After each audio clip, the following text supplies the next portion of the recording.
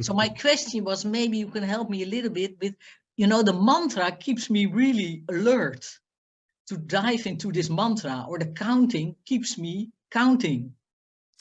But the thoughts take it over easily when I let myself free to merge in the heart. It's too free for me, it feels like. Yeah, I'm going to help you with this. When you're doing the mantra and you keep on doing the mantra and that's it, you are entering in what we call spiritual bypassing. Spiritual bypassing is like I repress everything because I'm holding to this and still the thoughts are there. And kind of, okay, do the mantra because I don't want to face what is there. Here is rough. It's like, okay, see what is there, embrace everything, and realize that you are not the victim of that.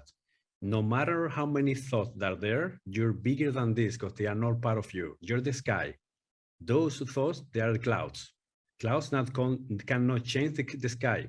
The sky is always the sky, no matter what is passing by. It could be a plane, it could be a rocket, it could be a bird, it could be a rainbow.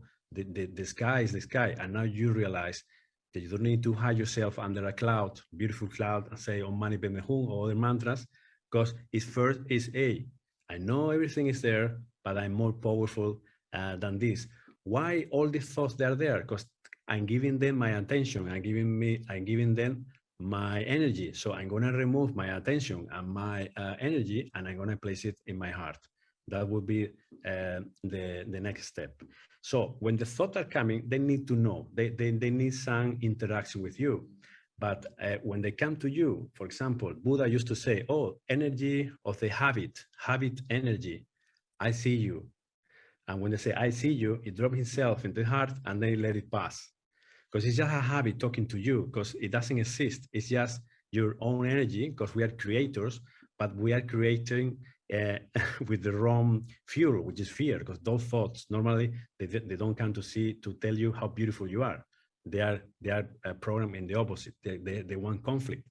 And then when they come to you and they find this, I don't know, I have no clue, or thank you for participating, even with some sense of humor, they collapse because they don't get your energy, and then they start to die, they start to dry, they start to be kind of inert because they need your energy to be alive.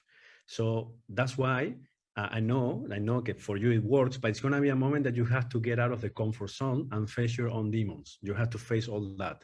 Because when you start to realize that they are not even demons, they are just thin air passing by, you're going to start to laugh like the laughing Buddha.